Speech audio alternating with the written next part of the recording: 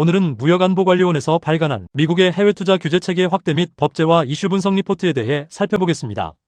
먼저 개요부터 말씀드리겠습니다.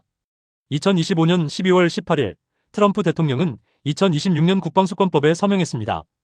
이 법에는 포괄적 해외투자 국가안보법, 즉 코인스 액트가 포함되어 있습니다.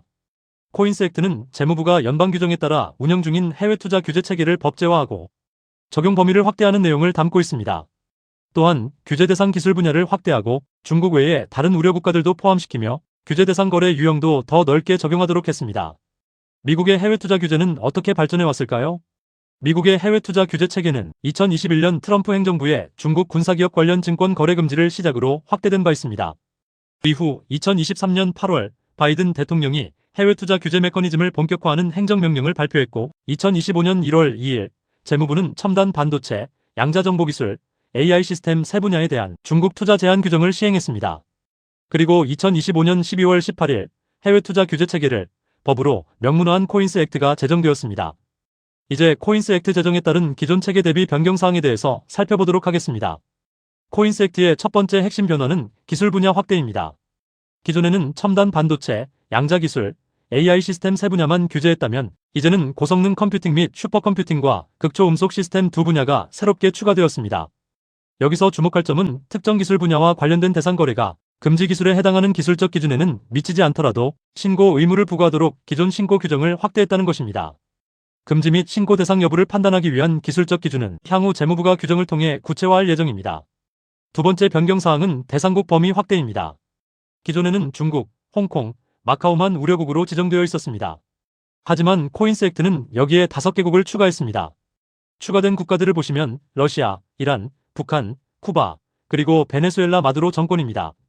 사실 이들 국가는 이미 기존 제재로 인해 투자가 거의 불가능했습니다. 하지만 동법을 통해 해외 투자 규제 체계 내로 명확하게 편입한 측면이 있습니다. 세 번째는 대상 외국인의 정의 변경입니다. 화면에 보시는 것처럼 우려국에서 설립된 기업뿐만 아니라 중국 공산당 중앙위원회 위원, 우려국 정부의 지시나 통제를 받는 개인이나 법인도 대상에 포함됩니다. 특히 주목할 점은 우려국 정부가 직간접적으로 50% 이상 지분을 소유한 기업이 새롭게 포함된 반면 기존의 소득이나 비용의 50% 기준은 제외되었다는 점입니다. 네 번째 변경사항은 거래 유형 범위 확대입니다. 총 8가지 거래 유형이 규제 대상으로 명시되었습니다. 기존에는 지분 취득, 대출, 합작투자, 부동산 투자, 펀드 투자 등 거래만 규제했습니다. 하지만 이제는 2가지 중요한 유형이 추가되었습니다. 6번 외국인의 거래 인지, 지시 항목은 미국인이 직접 거래하지 않더라도 미국인이 외국인의 거래를 인지하고 지시하는 행위도 거래 유형에 포함됩니다. 8번 장관 지정 기타 거래는 재무부 장관이 지정한 우려국의 군사, 정보, 감시 또는 사이버 역량에 기여하는 거래까지도 대상 거래에 포함됩니다. 5번째는 예외 거래 유형 확대입니다. 먼저 장관 재량에 따른 예외가 신설되었습니다. 경미한 거래나 국가 이익에 부합하는 거래로 판단되는 경우 예외로 인정됩니다. 다음으로 투자 관련 예외입니다. 공개거래 증권투자, 등록투자회사 증권, 집합투자펀드 LP투자나 파생상품 투자처럼 간접적인 투자나 금융활동은 예외로 인정됩니다. 부수거래 예외는 신설된 조항입니다.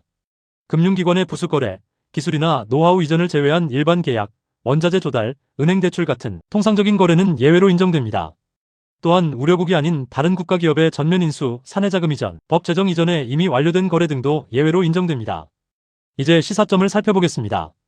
코인스 액트는 해외투자 규제 제도의 안정적 운영을 위해 법제화, 권한의 강화 확대, 재원 및 인적 기반 마련 측면에서 의미가 있습니다. 구체적으로 재무부에 2년간 매년 1억 5천만 달러의 예산을 배정하고 필요한 인력을 신규 채용할 수 있는 권한을 부여함으로써 기존 행정명령에 기반한 연방 규정 중심의 제도 운영을 법적 규제 체계로 전환하려는 입법적 의지가 반영되어 있다고 볼 수 있습니다. 아울러 미국은 해외투자 규제 프로그램의 실효성을 제고하기 위해 동맹국과의 공조를 강화할 것으로 전망됩니다. 구체적으로 정보 공유 확대 및 유사한 해외 투자 규제 메커니즘 도입에 대한 동참 요구가 병행될 가능성이 높을 것으로 예상됩니다. 지금까지 무역안보관리원에서 발간한 미국 해외 투자 규제 체계 확대 및 법제화 이슈 분석 리포트에 대해 말씀드렸습니다. 감사합니다.